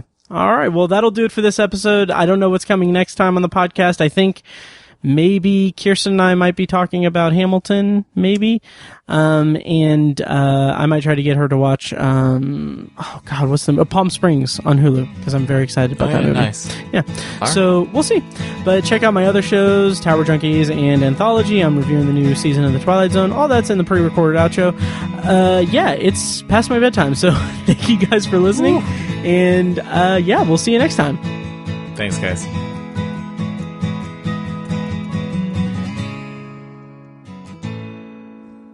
And now, here's a short clip from our Patreon exclusive RSS feed. To hear the full clip and more exclusive Patreon content, go to patreon.com/obsessiveviewer and become a patron at the minimum rate of $1 per month. Thank you and enjoy. I love giving recommendations to my people I know love recommendations. You know what I mean? Like, I'll have students that are like, all right, what do you got for me today? Or just friends who listen on the regular. But like random people and people I know don't listen to music a lot. I'm always like my brother, who's my best friend in the whole world. I don't like giving him music recommendations because maybe I'll listen to it. Yeah. He literally said to me the other day, he's like, you like music too much. And I was like, what the fuck are you talking about? The Obsessive Viewer podcast is edited and produced by Matt Hurt and presented by ObsessiveViewer.com. For a full archive of our episodes, go to ObsessiveViewer.com/OVarchive. You can also like our Facebook page and join the OV Facebook group at facebook.com/theobsessiveviewer, and follow us on Twitter at obsessiveviewer and at obsessivetiny, and follow our recurring co-hosts at I am Mike White, that's me, at R.A. Feckus, and at burger_lurker. If you enjoy the show, please take a couple minutes to leave us a rating and a quick review on Apple Podcasts. This is the easiest way to support what we do, and all it costs is a little bit of your time. If you'd like to donate to the podcast, you can make a PayPal donation at obsessiveviewer.com/donate, or support us on Patreon for recurring donations and access to commentary tracks and B-roll audio recorded exclusively for patrons at patreon.com/obsessiveviewer. Every donation goes toward paying the fees to keep the podcast running and is greatly appreciated. For official Obsessive Viewer merch, including shirts, mugs, phone cases, and more, visit our TeePublic store. You can find a link to the store in the show notes of this episode and at obsessiveviewer.com/donate. Or you can simply search for Obsessive Viewer at teepublic.com, T-E-E, public.com. For information about our annual live event showcasing short horror films from local filmmakers, check out shocktoberInIrvington.com. And for an archive of all our events, as well as news about potential future events, head over to obsessiveviewer.com/live. For more podcast content, you can find Anthology, Matt's solo podcast covering The Twilight Zone and other classic and contemporary science fiction anthology TV shows at anthologypod.com and on Twitter at OVAnthologyPod. You can also find Tower Junkies, a podcast where Matt and Tiny share their love of all things Stephen King and his magnum opus, the Dark Tower series, at towerjunkiespod.com and at towerjunkiespod on Twitter. And finally, check out The Secular Perspective, Tiny's side project podcast, which tackles current events and life's big questions from the perspective of secular hosts Chad and Amanda at thesecularperspective.com. The theme music for The Obsessive Viewer comes courtesy of the band Loudlike from their EP Mistakes We Must Make. Additional bumper music is provided courtesy of As Good As It Gets, which can be found at facebook.com/asgoodasitgetsband. Thank you so much for listening, and we'll see you next time. Kitty!